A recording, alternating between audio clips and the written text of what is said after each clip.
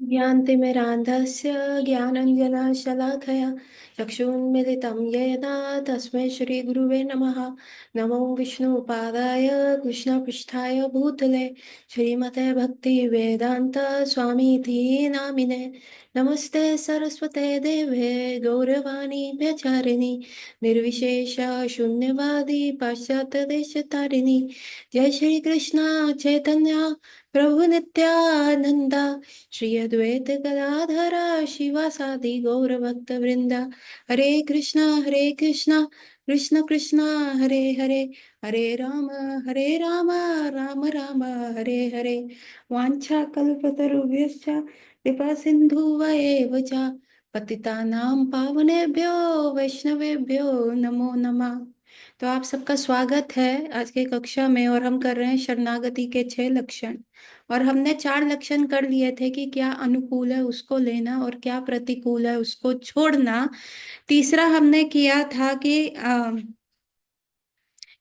सदा रक्षति कृष्णा, भगवान हमारी हमेशा रक्षा करते हैं। और कल जो हम कर रहे थे कि भक्त का सदा भगवान श्री कृष्ण जो है पालन करते हैं, तो पालनहार सिर्फ एक होता है। तो 4 लक्षण हम कर चुके हैं शरणागति का, और 5वां लक्षण है शरणागति का कि भक्त को निरंतर अभ्यास रहता है कि उसके मनोरथ स्वतंत्र नहीं है, श्री कृष्ण ही उनकी पूर्ति कर सकते हैं और कोई भी नहीं कर सकता। हम्म। और जो छठा लक्षण है, अपने को सदा सर्वाधिक अधम जीव समझना चाहिए जिससे कृष्ण का अनुग्रह मिले। तो पांचवा क्या है, भगवान की विल के साथ अपनी विल बनाना, मतलब सर्वस्व भगवान को दे देना। ये भी शरणागति का लक्षण नंबर 5 है कि जो ठाकुर जी की विल है, अगर ठाकुर जी ने बलि महाराज से कहा कि बलि मुझे बताओ मैं तीसरा पैर कहाँ पे रखूं, तो बलि ने निसंकोच होते हुए कहा ठाकुर जी मेरे सर पे रख दो। उसको एक बार भी एंजाइटी नहीं हुआ कि ओ मैंने इतना बड़ा किंगडम बनाया है, ओ मेरा इतना धन्य धान्य है, मेरे आगे इतनी प्रोजनीस हैं, बच्चे हैं, उनका क्या होगा अगर सब मैं ठाकुर जी को दे दूंगा। मेरे खुद के गुरु महाराज जो हैं, शुक्राचार्य जो हैं, मुझसे इतना गुस्सा हो गए हैं कि उन्होंने मेरे को छूटते ही श्राप दे दिया है कि क्योंकि तू मेरी बात नहीं मान रहा और मैं तेरे को बार बार बोल रहा हूँ कि ये विष्णु है, तो जा तेरा सब लुट जाएगा, ये विष्णु छलिया है, ये तेरे को कंप्लीटली छल के ले जाएगा। सो बली महाराज यहाँ पे जो है बिल्कुल भी डरे नहीं। और भगवान का जो विल था कि उनको, भगवान का विल था, भगवान की इच्छा थी कि मैं बलि का सब कुछ लूं, तो उन्होंने भी भगवान की विल के साथ अपनी विल जोड़ी कि if Krishna is willing to take everything for me from me, तो let me give that to Krishna without having second thoughts, without having any kind of anxiety. So ये ठाकुर जी का, ये शरणागति का 5वां लक्षण है। आप देखते हैं प्रहलाद महाराज शरणागत थे, उन्होंने सब कुछ दे दिया। ध्रुव महाराज ने जब भगवान ठाकुर जी के दर्शन किए तब कहा कि मुझे और कुछ नहीं चाहिए, मुझे कुछ भी नहीं चाहिए, आप रखिए। तो these are all the things. पर द प्रश्न उठता है कि माता जी हम तो कैसे दे सकते हैं, हमारा तो अभी वो भाव ही नहीं है। हमें तो डोनेशन मनी निकालने में प्रॉब्लम होता है क्योंकि हमारा भी अर्निंग नहीं है, या हमारी और भी रिस्पॉन्सिबिलिटीज हैं लाइफ में, हमारा घर का फैमिली है, कुछ लोग बॉयज हैं, बॉयज कि क्या होता है फैमिली में मदर का रहता है कि हमारे बच्चे बड़े होंगे, लड़का कमाएगा, शादी करेगा, गृहस्थी बसाएगा, फिर बुढ़ापे में हमारा ध्यान देगा। तो आप कह सकते हैं कि हम तो बहुत सारे रिश्तों में बटे हुए हैं। फिर हम बहुत सारे हमारे फ्रेंड्स हैं जिनके साथ हमें समय बिताना अच्छा लगता है, उसमें हम बटे हुए हैं। फिर हमारा क्यों खुद का स्वधर्म हो जाता है कि हमारा सोना उठना खाना, बैठना, ये जो धर्म स्वधर्म हो जाता है उसमें हम बटे हुए हैं। फिर हमारा एजुकेशन हो गया, उसमें हम बटे हुए हैं। तो हम तो हर प्रकार से कहीं ना कहीं किधर ना किधर बटे हुए हैं। तो व्हाट इज दिस कि हम कैसे अपना सर्वस्व, सर्वस्व का मतलब है 100% हम कैसे दे सकते हैं। So see this is like an arrange marriage setup. क्या होता है कि हम जब टीनेज ईयर्स में होते हैं, जब हमारे में बहुत एनर्जी होती है और ऐसा लगता है कि चाइल्डहुड से हम एकदम टीनेजर ईयर्स में आते हैं और लगता है कि हम बहुत कुछ कर सकते हैं जिंदगी में। एंड बहुत सारा ऐसा मूवीज आ जाता है मोटिवेशनल, या कुछ किसी को प्राइज मिल रहा है, कुछ है, तो हमें लगता है हमारे पास सारा अभी यूथ है, आयु है, एनर्जी है ना, सौंदर्य है। Teenage years are to be known कि व्यक्ति सबसे ज्यादा जब खूबसूरत होता है वो अपने टीनेज ईयर्स में होता है। उसका बेबी फेस चला जाता है और एक अडल्टहुड का चार्म उसके फेस पे आता है, साथ में वो स्किन बहुत ग्लो करता है। तो टीनेज ईयर्स जो होते हैं, हमें लगता है हम इस संसार को जीत लेंगे, एलेक्जेंडर बन जाएंगे, हमें किसी की आवश्यकता नहीं है। पर जैसे जैसे हम बड़े होते हैं और हम अपना एजुकेशन करते हैं, फिर हम देखते हैं यार सबके पास पार्टनर्स हैं, सब आगे बढ़ रहे हैं, माता पिता वृद्ध होते जा रहे हैं। हाँ, तो कोई तो हो। अभी माता पिता से हम सारी बातें दिल की नहीं शेयर कर सकते। कोई एक ऐसा व्यक्ति होना चाहिए जिससे हम पूरे हृदय की जो सारी बातें हैं वो शेयर कर पाए। तो हमें लगता है कि अब 20 21 22 के हो जाते हैं, होना चाहिए, लेकिन फिर भी हमारा ज्यादातर समय क्या होता है, पढ़ाई लिखाई में, करियर बनाने में, करियर का डिग्री लेने में, इन सारी चीजों में लग जाता है। और जब हम वो सारी चीजें कर लेते हैं, उसके बाद क्या होता है, माता पिता ही कहते हैं कि भाई अब तुम विवाह कर लो। एंड सपोज आपके कभी भी कोई गर्लफ्रेंड या बॉयफ्रेंड नहीं थे, या कोई ऐसे लव ट्रायंगल्स या लव डेलिजेंसीज नहीं थी, तो आपको लगता है हाँ ठीक है, आप we I also need a partner ना। तो क्या होता है, अरेंज मैरिज में पेरेंट्स पुश करते हैं, इधर उधर लड़की देखना शुरू करते हैं या लड़का देखना शुरू करते हैं, शादियों में बिचौलियों को जाके बोलते हैं। और या फिर आप जीवन साथी.com या ऐसा जितना भी मैरिज का .कॉम्स होता है, उनके उनके ऊपर रजिस्टर करना शुरू करते हैं। और वो रजिस्ट्रेशन के बाद then you end up finding a girl और अ बॉय। और उसके बाद क्या होता है, आपका 1 2 मीटिंग्स होता है, पेरेंटल मीटिंग होता है। तो आपको 1 2 मीटिंग में ही, अरेंज मैरिज सेटअप में क्या होता है कि आपको देख के डिसाइड करना पड़ता है कि हाँ ठीक है, इसके साथ मैं जीवन व्यतीत कर पाऊंगा या कर पाऊंगी। इसके विचार भी मेरे विचारों से मिलते हैं, मतलब हम थोड़ा सा फेथ दिखाते हैं कि चलो शायद this is the girl for me या this is the boy for me. चाहे वो लव मैरिज क्यों ना हो ना, पर लव मैरिज में क्या होता है, मिलना मिलाना कुछ ज्यादा हो जाता है। लेकिन अरेंज मैरिज में भी क्या होता है कि आप एक थोड़ा सा तो फेथ पे चलना ही पड़ता है ना। अभी क्योंकि व्यक्ति अभी आपसे 1 2 बार मिल रहा है, तो एकदम से तो अपना उग्र रूप नहीं दिखाएगा, एकदम से तो नहीं दिखाएगा कि घर में मैं कैसा हूँ या कैसी हूँ, मुझे एंगर इश्यूज आते हैं, या मेरे को रोटी बनानी नहीं आती, या मेरे को कुछ करना नहीं आता। एकदम से तो वो व्यक्ति अपना उग्र रूप नहीं दिखाने वाला। सो ये सारी चीजें होती रहती है, एंड देन फाइनली क्या होता है, चीजें यस हो जाती हैं। चीजें जो होती हैं,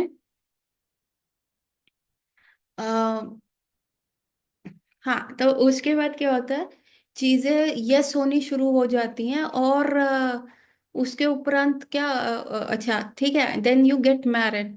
ठीक है, अभी मैरिज होता है तो पंडित जी जो होता है अग्नि के समक्ष बैठाते हैं, और अग्नि के समक्ष बिठा के कहते हैं कि देखो अब तुम वचन दो कि तुम अपनी पत्नी का ऐसा ध्यान दोगे। 7 वचन होते हैं, पति वचन देता है और पत्नी को भी वचन दिलाते हैं कि देखो अब तुम अपनी पति की सेवा ऐसे करोगी।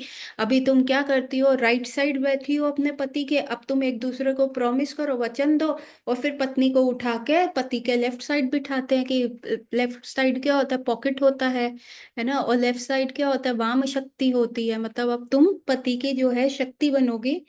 तो तुम जाके पति के लेफ्ट साइड बैठो। और पत्नी वहां पे जाती है, दे प्रोमिसेस ईच अदर, अग्नि को साक्षी मान के।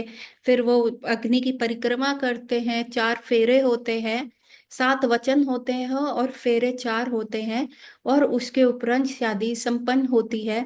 देन फिर शुरू होता है हनीमून पीरियड, जब हर चीज अच्छी अच्छी लग रही होती है कि अरे ये भी अच्छा है, कितना मजा आ रहा है, कितने सब जीवन कितना खुशहाल है, पीछे वायलेंस बज रहे हैं, बागों में बहार है, everything is going very nicely.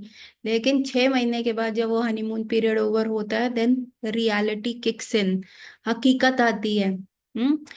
Honeymoon period में तो यही लगता है कि बस अब हम अपना सब कुछ जो है अपने स्पाउस को दे दें, सब कुछ जो है हम इसके लिए करें, लाइफ इंश्योरेंस ले ले, इसको घुमाऊं, इसको फिराऊं, इसको पहनाऊं, नाइस टू नाइस क्लोथ्स पहनाऊं, या इसको जहां ये चाहे, मतलब यू नो सीना फाड़ के दिल भी मैं बाहर निकाल के दे दूं, ऐसा रहता है। और दूसरी तरफ आता है कि मैं अपने हस्बैंड को अच्छा सा कुक करके खिलाऊं, क्या ऐसा दूं, क्या वैसा करूं। सो ये सारी जो चीजें होती हैं ये तब होनी शुरू हो जाती हैं। तो ये सब हो रहा होता है, तो उसके बाद 6 महीने के बाद क्या होता है, हकीकत सामने आती है। ऐसी हकीकत सामने आती है, क्रूर हकीकत सामने आती है कि हमें कुछ चीजें दूसरे व्यक्ति की समझ में नहीं आती, कुछ चीजें हमें उस व्यक्ति की समझ में आती ही नहीं है। हमें गुस्सा आने लग जाता है, यार ये ऐसी हरकत क्यों कर रहे हैं, हाँ ये गीला टॉवल क्यों बेड पे रख देते हैं, हाँ ये चप्पलें क्यों नहीं सही से रखते हैं, गंदे कपड़े क्यों बार बार फैल लेते हैं, वॉशिंग मशीन में क्यों नहीं डालते। मल्टीपल मल्टीपल चीजें जो है हम करना शुरू हो जाते हैं लाइफ में। देन उसके उपरांत क्या होता है, लड़ाइयाँ होने लग जाती हैं। और कई बार ये लड़ाइयाँ इतनी ज्यादा बढ़ जाती हैं कि sometimes it's and up in divorce, या मन में यू नो डिवोर्स होने के ख्याल आने लग जाते हैं। दूसरा व्यक्ति जो पहले बहुत अच्छा लग रहा होता था, बहुत प्रिय लग रहा होता था, उसका मन करता है उसका सर फोड़ दें। वो व्यक्ति हमारे साथ ऐसे कैसे बात कर सकता है, वो व्यक्ति हमारे साथ ऐसे कैसे बिहेव कर सकता है, ऐसी चीजें आती है। और इसमें क्या होता है, फिर मैरिज काउंसलर्स आते हैं, या बड़े जो होते हैं फैमिली के वो बैठते हैं, वो दोनों को समझाते हैं कि नहीं नहीं ऐसे नहीं करना है, ऐसे करना है। और उसके बाद फिर वो दोनों फिर से अपनी पटरी का मैरिड लाइफ को करते हैं। फिर बच्चे होते हैं, फिर बच्चे थोड़ा सा और रिश्ता जोड़ते हैं, फिर एक कॉमन गोल हो जाता है। और वो कॉमन गोल करते करते क्या होता है, धीरे धीरे पहले जो अरेंज मैरिज सेटअप था कि धीरे धीरे प्यार जो होता है बढ़ना शुरू हो जाता है, धीरे धीरे एक दूसरे की आदत होनी शुरू हो जाती है।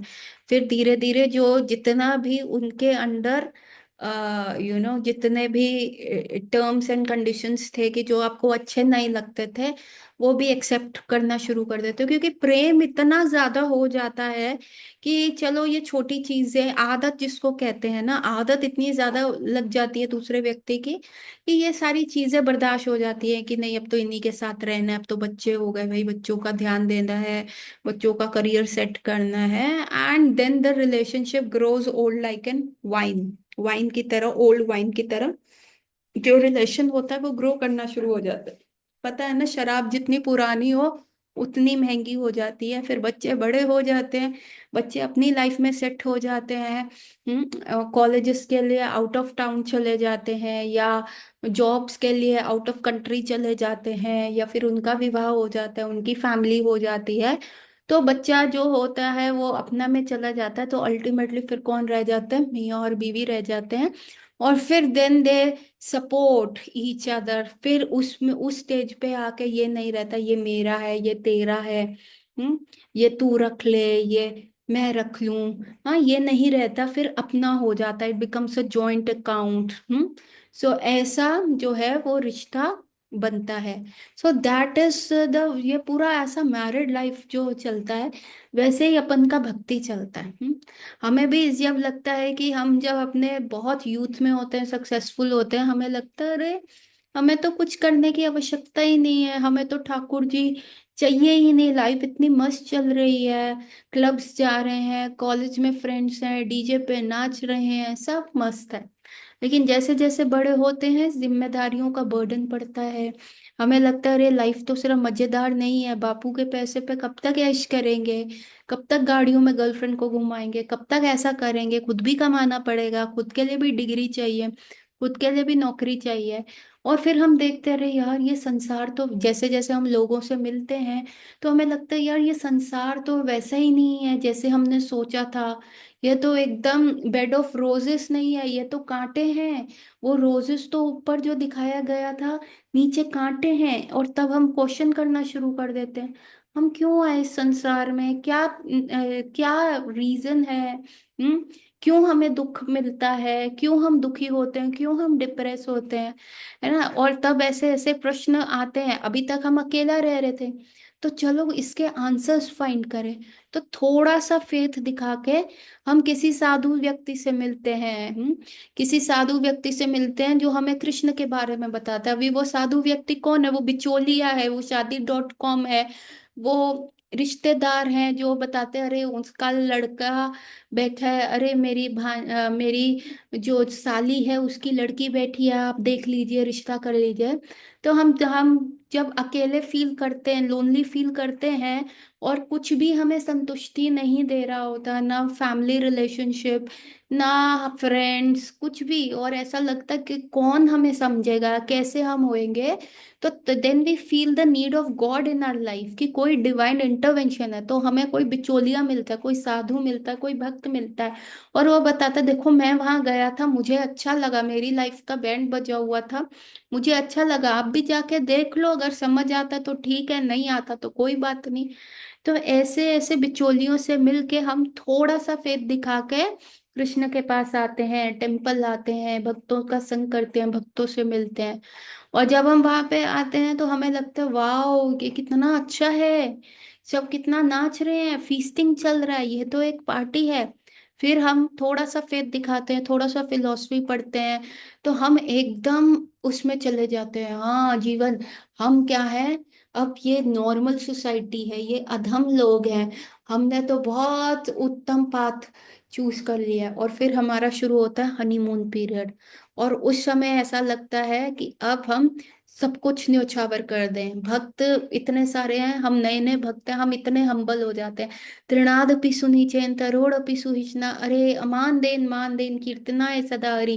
अरे कोई बात नहीं प्रभु जी, अगर आपने मेरे को गलत डांट भी दिया, मैं तो निम्न हूँ, मैं तो घास से भी छोटा हूँ। हरे कृष्णा प्रभु जी, दंडवत प्रणाम। हम कृष्ण हैं, सब कृष्ण है, सब कृष्ण को कहते हैं ना। नया नया मौलवी भी जो होता है, वो अल्लाह अल्लाह ज्यादा करता है, नया नया मौलवी। तो हम भी क्या होते हैं, हम अपने पेरेंट्स को प्रीच करना शुरू कर देते हैं, ये क्या हम प्याज लहसुन खा रहे हैं आप लोग, आप हिरण्यकशिपु के वंशज हैं, हम देखिए हम आपके फैमिली में प्रहलाद बने हैं। मम्मी, अगर एक शुद्ध भक्त हो जाए ना फैमिली में, 21 पीढ़ी तार देता है, सात आने वाली पीढ़ी, सात पीछे की पीढ़ी, ये सब तर जाएंगी, और साथ मम्मी आपकी साइड की पीढ़ियां तर जाएंगी।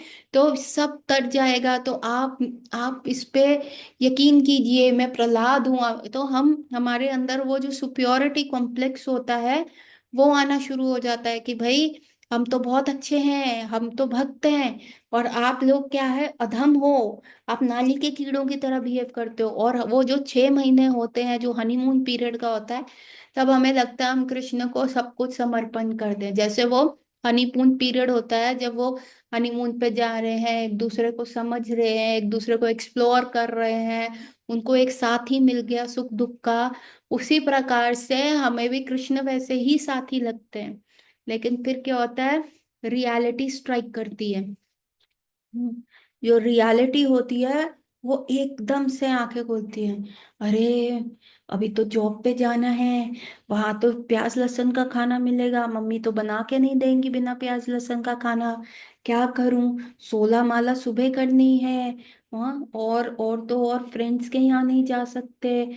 जो पुराना लाइफस्टाइल होता है वो एकदम किक इन करता है, यार तू तो क्लब जाता था, तू तो शराब पीता था, अब क्या साधु बन गया, अभी तेरी क्या उम्र है, ये कृष्ण ये ऐसा क्यों कर रहा है। हाँ, अभी हम एक बार बाहर के नुक्कड़ के गोलगप्पे खा लेंगे, या नुक्कड़ के छोले भटूरे खा लेंगे, या मोमोज वाले भैया का मोमोज खा लेंगे, अरे हम भी तो उनको पैसा दे रहे हैं, उनका घर चल रहा है हमारी पैसा देने से।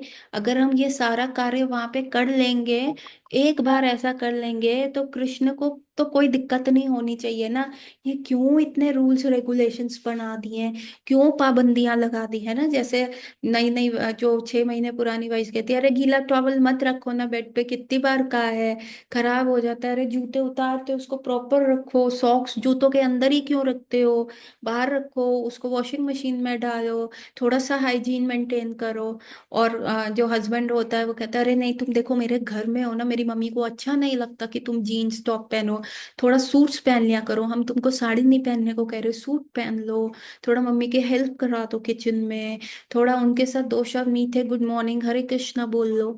सो हमें लगता है यार क्या है ये रूल्स एंड रेगुलेशंस। एक बार नहीं पूछा तो क्या हो गया, एक बार नहीं किया तो क्या हो गया। हाँ ऐसा हमारे आता है, तो हमारा कृष्ण के साथ भी ऐसा होता है। यार इतना एक संडे नहीं गया, इंडिया का मैच था ना, वर्ल्ड का फाइनल था, नहीं गए तो क्या हो गया, क्या दिक्कत है, कर तो रहे थे। हम अभी अपना इतना तैयार नहीं है कि हम सब कुछ न्योछावर कर दें, है ना। और उस समय भी स्पाउस के लिए भी सब कुछ, मैं नहीं उसको अपना अर्निंग का बता सकता, मैं बैलेंस शीट नहीं दिखा सकता, मैं ज्वाइंट अकाउंट नहीं खोल सकती, नहीं नहीं मेरी जो शादी की ज्वेलरी है वो अलग अकाउंट में अलग सेविंग्स में होनी चाहिए, हाँ उनके साथ नहीं होनी चाहिए, पता नहीं मेरा ले ले सब। तो ट्रस्ट नहीं होता, हमारे में भी ऐसी चीजें आती हैं। तब या तो एक बड़ा व्यक्ति बैठता है या मैरिज काउंसलर्स के पास जाते हैं। तो ये मैरिज काउंसलर्स और बड़े व्यक्ति कौन है हमारी लाइफ में, ये गुरु साधु शास्त्र हैं, जो कहते हैं देखो वो हमें प्रोज एंड कॉन्स बताते हैं। जैसे बड़ा व्यक्ति या इवन कोर्ट में भी अगर डिवोर्स का केस डाला जाए फैमिली कोर्ट में, तो सबसे पहले क्या होता है, मीडिएशन चलता है। पहले जो जज होता है वो दोनों को समझाता है कि देखो मैरिज एक बहुत अच्छा इंस्टीट्यूशन है, तुमको 6 महीने एक दूसरे को देने चाहिए, हमारे कहने पे दो। तो डिवोर्स ऐसे नहीं होता जब तक आप 6 महीने अलग नहीं रहते। So it is not like कि आप इकट्ठे रह रहे हो and one day you decide कि नहीं अभी तुम चले जाओ डिवोर्स, नो नो। आपको फर्स्ट 6 मंथ्स का सेपरेशन पीरियड दिखाना पड़ता है, तभी आपका डिवोर्स का नोटिस होता है। क्योंकि क्या होता है, जैसे ही हस्बैंड वाइफ अलग रहते हैं तो उनको एक दूसरे का याद आने लगता है, तो फिर वो वापस हो जाता है। तो कोर्ट क्या कहता है, पहले 6 महीने साल के करीब का टाइम आप लोग अलग रह रहे हो, डिफरेंट हाउसिंग में रह रहे हो, तब आप हमें सबमिट करो। उसके बाद भी कोर्ट क्या करता है, मीडिएशन करने का कोशिश करता है, देखो समहाउ इफ यू कैन अपना फैमिली बता दो। तो हम भी क्या करते हैं, बहुत हम कृष्ण के फर्स्ट 6 हनीमून पीरियड में तो सर्वोच्च से हमें लगता है हम बली महाराज हो गए, हम सब कुछ देने को तैयार हो जाते हैं। लेकिन उसके उपरांत क्या होता है, जब वो 6 मंथ्स का पीरियड खत्म हो जाता है, उसके उपरांत हमें लगता है यार ये बहुत रिस्ट्रिक्शंस है, मैं कैसे अपना पूरा जीवन ऐसे व्यतीत करूंगा, मैं ना खा सकता हूँ ना नाइट लाइफ एंजॉय कर सकता हूँ, अभी मेरी उम्र ही क्या है ना। देन वी स्टार्ट, देन साधु शास्त्र हमें बताता है, गुरुजन बताते हैं, संसार का रियलिटी दिखाते हैं। लाइक माय हस्बैंड के फ्रेंड हैं, उनको और उनकी वाइफ पे अभी उनका बच्चा नहीं हुआ था, देवर मैरिड फॉर 6-7 मंथ्स। और उस बात पे झगड़ा हो गया, इस बात पे कि जो बंदा था वो मेरे हस्बैंड के फ्रेंड कहने लगे मुझे सिर्फ एक ही बच्चा चाहिए, और जो उनकी वाइफ थी वो कहने लगी नहीं मेरे को तो 3 बच्चे चाहिए, मैं 3 पैदा करूंगी। तो उसके कहे नहीं हम अफोर्ड नहीं कर सकते, हाँ हम एक ही बच्चा रखेंगे। दूसरा कहने लगा नहीं नहीं मेरे को 3 बच्चे ही चाहिए। अभी बच्चा हुआ नहीं है, अभी प्लानिंग भी नहीं शुरू हुई, लेकिन शादी के 6-8 महीने के बाद उनका फाइटिंग का ये रीजन था। और इतना ज्यादा फाइट बढ़ गया कि ऑलमोस्ट शादी कैंसिल होने की उस पे आ गई। Now this is a real thing जो मेरे हस्बैंड बताते हैं।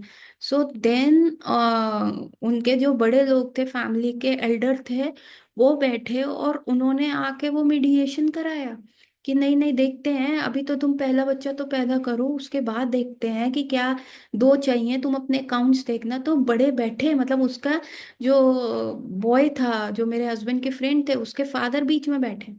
तो उसी प्रकार से गुरु और साधु और शास्त्र हमें बताते हैं, अच्छा तुम इतना नहीं कर सकते, तुम 4 माला करो, तुम संसार को देखो। तो जितना हम श्रवण करते हैं कृष्ण तुम्हें क्या ऑफर कर रहे हैं, हाँ मैरिज लेने में क्या है, और जो छड़ा होकर घूमने में क्या प्रोज एंड कॉन्स बताते हैं।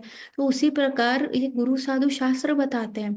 और फिर भी हम नहीं मानते, तो हमें कहते कि ठीक है हम तुम्हारा डिवोर्स नोटिस इसलिए नहीं करेंगे, पहले 6 महीने सेपरेट रहो, मत आना टेम्पल में।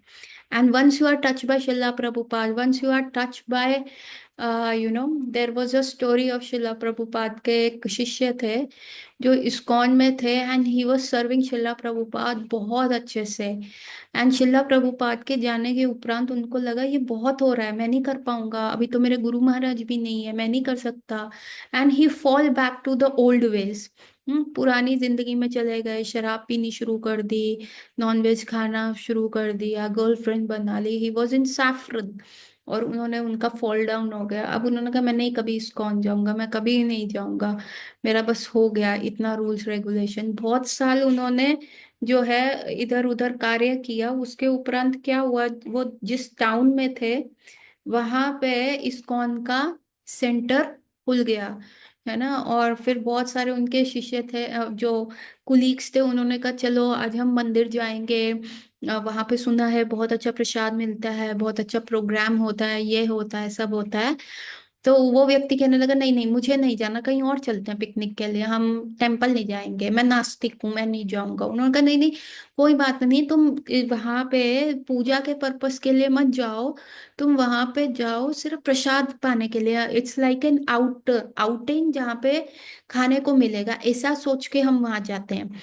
तो जो दूसरा व्यक्ति था, सबने उसको मनाया, एंड वो इस्कॉन सेंटर गए। इस्कॉन सेंटर गए तो वह व्यक्ति इस्कॉन में घुसा ही नहीं, वो व्यक्ति बाहर ही खड़ा रहा, जो प्रभुपाद का डिसाइपल था और उसका फॉल डाउन आ गया था, वो बाहर ही खड़ा, नहीं आप लोग जाओ, हो आओ, मैं बाहर बैठ कर। उन्होंने कहा कि अब भाई यहाँ तक आ गए हो तो अंदर जाके मैं क्या है, देख तो लो कितना अच्छा आर्किटेक्ट है, तुम भगवान को भगवान समझ के मत जाना, तुम ऐसे सोचना मूर्ति सजी हुई है, आओ चलो तो। और वहां जैसे ही वो गया तो वहां पे गौर आरती हो रही थी, और जैसे ही वो गौर आरती फिर से उसके कानों में पड़ी, वो फूट फूट के रोने लगा, इतना गंदे से रोने लगा।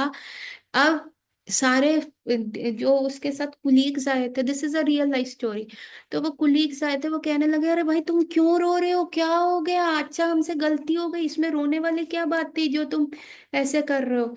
और उसको अपना पूरा सारा आ गया, प्रभुपाद का विग्रह देख के सब आरती, कैसे वो चामर ऊपर जा रहा है, कैसे मोर पंख दिखा रहे, सब उसको याद आ गया। और फिर वो व्यक्ति जो था, उसने कहा बस ये लो मेरा आई कार्ड, अब मैं वापस नहीं जाऊंगा। अब मुझे पता चल गया, मैं इस इनसे जितना दूर भाग रहा था, ये आए, मैं वो शहर छोड़ के आया, और मैंने जानबूझ के वहां जॉब ली जहाँ ये इस्कॉन का कोई सेंटर नहीं था, पर इन्होंने मेरे को वापस बुला लिया। तो ऐसे ही होता है, कपल्स क्या करते हैं, लड़ते हैं, थोड़ी देर दूर रहते हैं, उसके बाद आके कहते हैं नहीं यार मैं तेरे बिना नहीं रह पा रहा हूँ। तो वही हमारे साथ होता है, हमारा भी क्या, इट इज अरेंज मैरिज हो रही है कृष्ण के साथ, और फिर हम भी कृष्ण से जब लड़ते नहीं नहीं इतना रूल्स रेगुलेशन नहीं, फिर हम थोड़ा सा विमुख होते हैं, तब सारी भगवत क्या याद आती है, वो लव लेटर्स आती हैं। जैसे शिला प्रभुपाद की पूरी जो बुक है, भगवत गीता हो गई और भागवतम हो गई, ये सारी जो चीजें हैं, ये जो प्रभुपाद के पपर्ट्स हैं, उनके ऊपर आप सिंपल सा एक काम करो, चाहे वो भगवत गीता या श्रीमद् भागवतम, जहां पे वो पपट शुरू हो रहा है उसके ऊपर लिख दो डियर जतिन या डियर अनिकेत, ऐसे लिख दो। और जो पूरा वो पपट है उसके नीचे लिख दो from your always well wishing friend Abhay Charanaravind Prabhupad. वो लिख दो, तो वो क्या होती है, वो एक लेटर है, लव लेटर है जो प्रभुपाद ने हमारे लिए लिखी है। हाँ, हमारे एक बेस्ट फ्रेंड ने हमारे लिए लिखी है। आप प्रभुपाद के हर एक पपट, हर एक जो एक्सप्लेनेशन दिया, अगर आप उसमें ऐसा करके लिखोगे तो आपको लगेगा अरे ये तो मेरे लिए ही प्रभुपाद ने लिखी है, ये तो प्रभुपाद की पर्सनल चिट्ठी है। सो जब हम फिर बाहर जाते हैं, जैसे एक लवर को अगर वो मतलब लड़ाई झगड़ा हो रहा है और हस्बैंड कहीं और चला गया, वाइफ कहीं और चली गई, तो हस्बैंड रिकॉल करेगा यार वो मेरे को कैसे मैसेजेस करती थी, वो मेरे लिए कितना अच्छा खाना बनाती थी, अरे सही तो कहती थी गीला टॉवल नहीं रखना चाहिए बदबू हो जाती है, सही तो कहती थी सॉक्स को रख दो, मैं वही पुरानी सॉक्स पहन लेता था तो मेरे पैर में घाव हो जाते थे, बेकार हो जाता था पैर, इचिंग हो जाता था, स्किन प्रॉब्लम हो जाता था, अरे वो सही तो कहती थी। तो वैसे ही जब व्यक्ति भी कृष्ण को छोड़ के थोड़ा बाहर जाता है तो उसको सारे भगवत गीता और भागवतम के सारे जो पर्पट्स और जो वो क्लासेस और जो लेक्चर्स उसने अटेंड किए होते हैं वो आने लग जाते हैं। अरे कृष्ण सही तो कह रहे हैं, मेरे प्रोटेक्शन के लिए तो कह रहे हैं। मैं पता नहीं ये कैसी मेंटालिटी ने उसने खाना बनाया है, ये तमोगुण का जो नॉन वेज है मैं खाऊंगा तो मेरी मानसिकता कैसी होगी। कृष्ण सही तो कह रहे हैं, रूल्स लगा के क्या गलत कर रहे हैं। और फिर उस व्यक्ति को जो काउंसलिंग के बाद और जो एक डिस्टेंस और विरह के बाद भगवान की याद आती है, वो फिर वापस आता है ठाकुर जी के पास। और फिर उनका एक कॉमन गोल हो जाता है कि अब हमें कृष्ण के पास पहुंचना है। उसको ऐसे व्यक्ति मिल जाते हैं, काउंसलर्स जो है उसको ट्रिक्स बताते हैं, देखो ऐसे अपनी बीवी को खुश रखना है, और बीवी को देखो ऐसे अपने हस्बैंड को खुश रखना है। तो वो साधु शास्त्र और लेक्चर सुन के उसको पता चलता है, अरे कृष्ण के साथ ऐसा व्यवहार रखना है। और फिर कॉमन गोल हो जाता है कि कृष्ण और हम हमेशा happily ever after Golok Vrindavan Dham में रहेंगे। सुन सुन के जब वो कॉमन गोल हो जाता है और धीरे धीरे हम भक्ति में आगे बढ़ते हैं, तो हमारा कृष्ण के साथ रिलेशनशिप मैच्योर होता है, वैसे ही एक जैसे हस्बैंड वाइफ का होता है। और फिर हम देखते हैं कि एज अ पर्सन, जैसे हस्बैंड वाइफ में क्या होता है, बच्चे होते हैं, बच्चे बड़े हो गए, वो अपने अपने काम धंधे में लग गए, उनकी अपनी फैमिलीज हो गई, वैसे ही हम और कृष्ण रह जाते हैं। क्यों? क्योंकि पेरेंट्स तो एक एज के बाद चले जाते हैं, हाँ, दोस्त अपनी लाइफों में बिजी हो जाते हैं, स्पाउस के अपने गोल्स हो जाते हैं, फिर डेथ आती है तो कोई स्पाउस मेंबर भी छोड़ के चला जाता है। हम और कौन रह जाता है? मी एंड परमात्मा, मेरे हृदय में बैठे हुए परमात्मा और मैं ही रह गए। सो सिर्फ हम दोनों ही रह जाते हैं, तो वो कृष्ण के साथ रिलेशनशिप मैच्योर होता है ओल्ड वाइन की तरह। और ये वो वक्त आता है हमारी लाइफ में जब हम सर्वस्व देने के लिए तैयार होते हैं। सो एक्चुअली आज भर्ती और कल छत्रपति तो नहीं होगा कि आज हमने कृष्णा कॉन्शियसनेस ज्वाइन किया है और हम अपना सब कुछ भगवान कृष्ण को दे दें, ऐसा नहीं हो पाएगा। लेकिन जैसे जैसे हमारा रिश्ता, हमारा जो रिलेशनशिप है ठाकुर जी के साथ मैच्योर होता जाएगा, तब हम उस लेवल पे आ जाएंगे। तब हमें लगेगा प्रेम की गली आती सांकड़ी, जाके दो ना समाए। अरे प्रेम की जो गली है, जो मेरा प्रेम है श्री ठाकुर जी के साथ, वो तो बहुत पतली सी गली है, उसमें मैं और कृष्ण नहीं हो सकते, दो जने नहीं हैं, आई लव यू नहीं हो सकता, सिर्फ प्रेम हो सकता है। और इसीलिए मैं अपना सर्वस्व मैं कृष्ण में समा जाता हूँ, समा जाता हूँ। मायावादी फिलॉसफी जैसा नहीं कि हम भगवान के अंदर जुड़ गए, नहीं, हमारी अपनी एक आइडेंटिटी है और तब हम कृष्ण के लिए सर्व करने लगते हैं। हमारी लाइफ कृष्ण के अराउंड सेंटर हो जाती है, एवरीथिंग गोज अराउंड। हम सुबह जल्दी उठते हैं कृष्ण के लिए, ब्रश करते हैं कृष्ण के लिए, प्रसादम बनाते हैं कृष्ण के लिए, माला जप करते हैं। माला जप is like spending private time with Krishna. ऐसा कहा जाता है कि जो हमारी 16 माला का जप होता है, जो हम अच्छे से करते हैं और एक ही बार में 16 माला खींच के कर लेते हैं, और वो जो बोल रहे हैं और सुन रहे हैं और उसमें आनंद ले रहे हैं, इट इज लाइक कि हम कृष्ण की जो है प्राइवेट सेवा कर रहे हैं, निकुंज सेवा कर रहे हैं, नवनिवृत्त निकुंजों में सेवा कर रहे हैं, जिसमें कृष्णा प्राइवेट टाइम श्रीमती राधा रानी और अपनी उनकी अष्ट सखियों के साथ बिताते हैं। और सारी मंजरीज जो होती हैं सर्व कर रही हैं, कोई तांबूल बना रही है, कोई राधा रानी के पैरों पे अलता मल रही है, कोई उनकी कंघी कर रही है, कोई उनको आभूषण पहना रही है, हाँ, कोई उनको खाना खिला रही है, कोई उनकी गोपी ड्रॉप डॉट्स डिजाइन बना रही है, कोई कृष्ण का टर्बन बांध रहा है, कोई कृष्ण के मुरली को रख रहा है। सो मल्टीपल, सो जो वो 16 माला होती है वो भगवान के साथ बिताया हुआ वेरी प्राइवेट टाइम होता है, निकुंज सेवा होती है। और जो हरि नाम संकीर्तन होता है, जो व्यक्ति हरि नाम संकीर्तन में भाग लेता है, वो है ठाकुर जी के साथ रास डांस में ज्वाइन करना। अभी रास डांस में ज्वाइन करना क्या था, कितने 16,000 से भी कितनी करोड़ करोड़ 128 करोड़ गोपियां जो थी, वो एक टाइम पे आई थी और भगवान के साथ रास डांस किया था। तो जो वो संकीर्तन है, वो क्या है, वो भगवान के साथ किया गया रास डांस है। तो what is more important? Both are more important, both are equally important. तो हमें दोनों में से किसी को भी चयन नहीं करना कि हम ये करेंगे या वो करेंगे, हमें एक्चुअल में ये दोनों चीजें करनी करनी है। और जब हम ये दोनों चीजें करते हैं, तब हमें जो होता है अंदर से बहुत संतुष्टि मिलती है कि हाँ हम कर रहे हैं, वी आर स्पेंडिंग टाइम। और जब हम इस लेवल पे श्रवण करते हैं, इस लेवल पे हमारा relation, see the only thing is कि मैरिज ब्रेक नहीं करनी। हाँ, ये शादी टूटनी नहीं चाहिए। आपने थोड़े विश्वास पे कृष्ण के साथ किया, बस अब ये शादी आपकी है। एक्स्ट्रा मैरिटल अफेयर नहीं करना, एक्स्ट्रा मैरिटल अफेयर किसी और देवी देवता के पास नहीं जाना। जो मिलेगा कृष्ण देंगे। हाँ, हमें और कहीं नहीं देखना। And let the relationship mature. और वहाँ कृष्ण देखो, कृष्ण भी पहले क्या करते हैं, चेक करते हैं। अरे तेरे को घर चाहिए तू ले ले, तेरे को बंगला चाहिए ले ले, तेरे को धन धान्य चाहिए तू ले ले, है ना। लेकिन जब एक प्रेम हो जाता है तो कृष्ण अपने आप को खुद को देते हैं। कृष्ण भी यहाँ सर्वस्व न्योछावर करने के उस पे रहते हैं। तो हम, तो कृष्ण भी हमें टेस्ट करेंगे ना, कैसे सारी जायदाद हमारे नाम कर देंगे। तो यहाँ हमें सर्वस्व क्या करना है, हमें मैरिज नहीं ब्रेक करनी, अपने रिलेशनशिप को, अपने ट्रस्ट को हमें मेच्योर होने देना है। और जब ये मेच्योरिटी हो जाती है, तब हमारा जो बलि महाराज एग्जाम्पल है, जिन्होंने अपना सर्वस्व भगवान को दे दिया, हम भी उस लेवल पे आ जाएंगे। हमें भी लगेगा अरे बॉडी ठाकुर जी ने दी हुई है, हर एक श्वास ठाकुर जी ने दे रखी है, जो तन पे कपड़ा है वो ठाकुर जी ने प्रोवाइड कर रहा है, जो श्वास खींच रही हूँ वो ऑक्सीजन ठाकुर जी ने दिया हुआ है। एवरीथिंग तो ठाकुर जी ने दिया हुआ है, अगर ले भी लेंगे उनका ही है, उनको ही तो देना है, तो what is the big deal.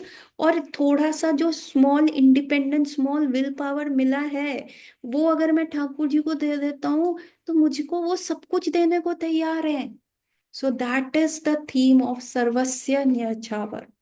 सो गौरात्रि everyone, please contemplate on today's class और सोचें कि ये एक बहुत फायदे का सौदा है। हम मिलेंगे कल। कल है श्रीवास ठाकुर का अपीयरेंस डे, और कल हम करेंगे श्रीवास ठाकुर की लीलाओं के बारे में डिस्कस। गौर रात्रि एवरीवन, मिलते हैं कल। हरि बोल।